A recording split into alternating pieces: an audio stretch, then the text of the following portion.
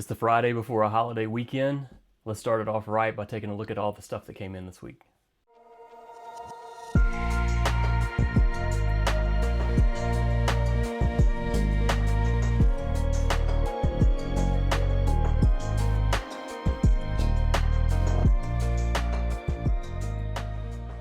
Welcome to Impress Comics. You're in the right place. Appreciate you joining in with me. Just going to show off a couple of things that came in this week, including a really cool A.O.K from my buddy Nate at Hall Yeah.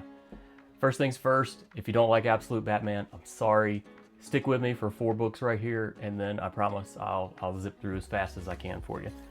First one I want to show off today is a #1 5th print. It's the Jim Lee art, and it's obviously it's signed by Nick Dragata and Scott Snyder. The book looks amazing on the front. I mean, amazing. There's a good bit of color rub on the back. I guess somehow, some way, it got rubbed pretty hard. It's not the typical pull it in and out of the backer board or anything like that. So it had a bit of a rough travels on the back of it, but honestly, who cares? The front of it looks amazing. The signatures are perfect.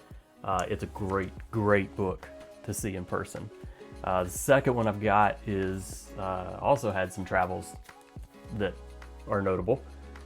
We have the foil print of number 15. This is obviously a second print foil, signed by Nick Dragata as well. And it was a mint, absolute perfect book that was going to be really great. However, the seller only put it between a couple pieces of cardboard, shoved it into a Gemini mailer, and didn't tape in the cardboard in the Gemini mailer, so it just slid around and beat and banged. And Postal Service usually takes it as a as a challenge to see how strong your boxes are. Well, this one got slung around pretty hard, and you can see over here that it's got some dings on the front cover, as well as the real babbin on the back, and it got the pages in between too. So it's going to take a little bit of work, but this will be a fun project to sort of goof around with when I've got some spare time. I don't think it's going to end up being a 9/8. I believe the damage on the back is probably too bad, but we can take a look and see what it looks like when it's finished up, and who knows, it might end up being something special. The next one we have is another number 15. This is also a second print. This one is signed by Nick Dragata and Scott Snyder. I absolutely loved the signatures on this one. That was the one that got me. I like the red trade dress too. I think it looks pretty good on this book. I'm a big colored signature fan for sure. Black is fine on a white cover, but other than that, I really like different colors, and I like that. I don't know, it adds to the art of the book. That's my big thing. This one ended up getting for $25. So $25 to get both of them. You know, I've got the COA as well. It's in here. Very cool book. The last one that I've got of Absolute Batman, so just hold on with me. This is one of the coolest ones that I own, period. This one showed up. It looks phenomenal in person. It is a foil, of course, and it has yellow signatures. And I can't stop looking at this book. It looks amazing in person. There's a couple of little small, tiny things I'm going to touch up on it, and I think this one's got a pretty good shot at getting a 9/8 when I get done. And that one's going to go to CGC to get encapsulated. And I am really excited to have this book. This one's going to have to be one that stays out and looks at me for a long time. Very serious question. How do you go about trying to politely correct people? There's a lot of folks that don't want to have somebody tell them they're wrong, and I don't enjoy telling people they're wrong. But what I'm babbling about is there is a group of people that I know, that I am friends with on some, that I purchased a handful of books from, a lot of them. They continue to call the artist of Absolute Batman Nick Dragota, and it is not Nick Dragota, it's Nick Dragata. And he introduces himself that way. All of the interviewers and his friends, when they're talking about him in interviews, they always introduce him that way as well. And I don't really know what the best way to reach out to somebody and tell them without coming off as this know-it-all kind of thing. I don't know, but I also don't want them to be in front of a group of people, or heaven forbid, they go and they meet the guy and they pronounce his name wrong. I don't know what the best thing to do is going to be, so I just thought I'd ask you to see what have you done in the past to sort of tiptoe through this situation. The next thing that came in this week is from my favorite artist that's out there, Livio Raimondelli. It's no secret, everybody knows that I'm a big fan of his. I like to try to advertise everything that I can for him that he's done. I highly suggest people get out and check out his Whatnot shows that he does every week. I think sometimes he does 2 in a week. At the end of his streams, he'll do a sketch card session. It may be an hour and a half long. Sometimes it's been 2 hours long. But to watch him just start doing something and it turns into this. He'll do like a really quick pencil, just quick little draw with a pencil, and he'll get rid of the pencil, and everything else is ink after that. And he does the pencil to try to keep the headshot centered. And to do that in the amount of time that he does this, he can just turn it from nothing, and then it's instantly got, it's got the color, it's got the highlights, it's got shading. It just, I don't know, it is just really addictive to sit and watch him do these. Never had any of his Spider-Man drawings, so that was very cool. Added that one in. I also got another cool sketch cover from him. Devastator and Soundwave are my two Transformers. That is the way to get to my heart. And I really like on this one that you can see on his knee, he's got 2 Matt written right in there. Of course, his signature's right here. I really like having the address mixed into the art where it doesn't stand out and take out, it doesn't take away from the art. He also has a art book that's out there. This is my favorite Soundwave art. One of my favorite Soundwave arts that he's done. I gotta correct that because he's done a lot of good ones. But in this book, it's very, very well done. He's got just different, trying not to bend the book and trying to keep you out of the glare. Yeah, he's just nailed it. And that is his Transformers cover that he did for the current Transformers series. But very, very neat book. And I definitely suggest that you track down Livio on Instagram. He sells these. They're not expensive at all. He's a great individual to support. He's the kind of person that you really want to, that's what you want your people to be, that you go and meet, that you really respect, you really want to meet, you're excited.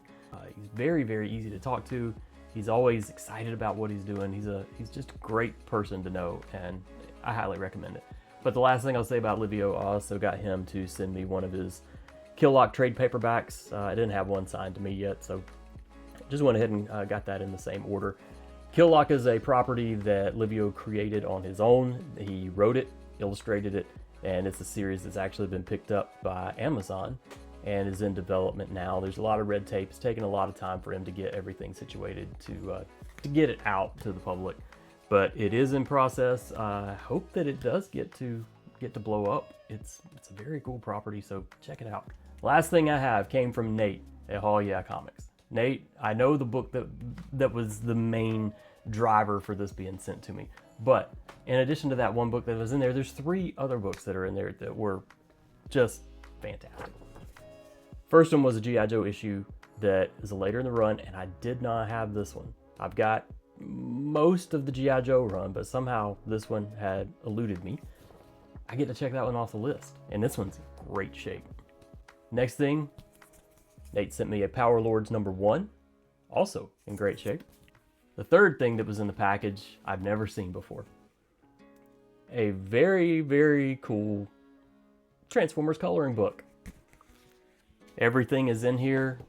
You've got your Optimus, you've got your Megatron, Hound, all the greatest hits, everything is in there. And Nate even got started on coloring for me before he sent it to me, so that's pretty cool. I'm taking that as inspiration, and I'll dive in and see what I can do on some other pages. Seriously though, this is super cool. He found this at a Goodwill store up there in Indiana, and I'm so glad he thought of me. I told him if he finds 100 more, get all 100 and I'll pay for them. These are quite cool. The last thing that I got was a Superman #421.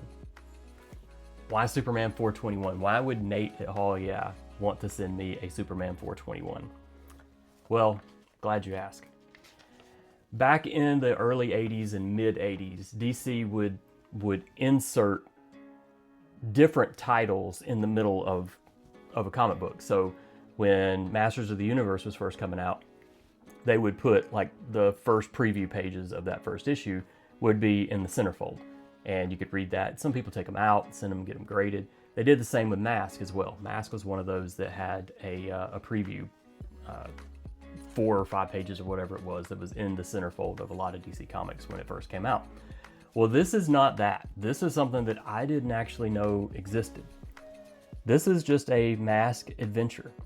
So it starts here, and it's 3.5 pages long, and it's kind of the type of storytelling that's in those the real small miniature comic books that would come with the Mask figures and the Mask toys back in the 80s. But at the end of this 4th page, 3.5 pages long, the good stuff just starts coming, and it doesn't stop. We've got neat little Mask watch. I used to have that.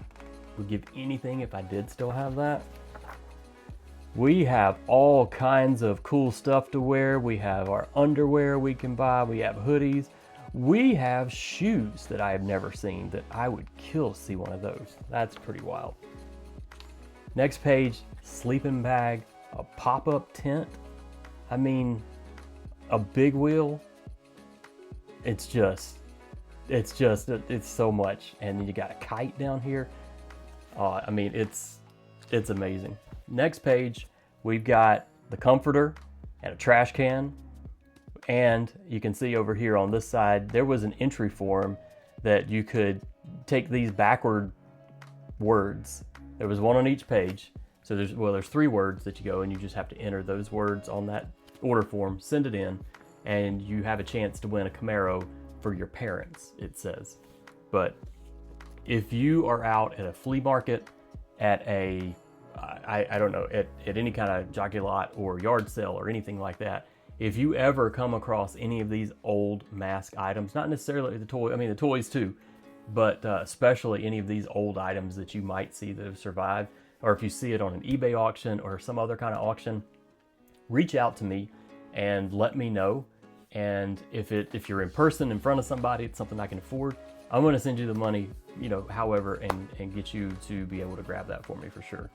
But these are some of the neatest things that I've ever seen. It's pretty interesting. I really like it. Like I said, it's the start of a holiday weekend now.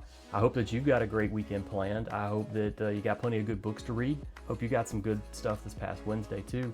But until the next time I talk to you, I hope you continue to keep doing well, and I'll talk to you soon.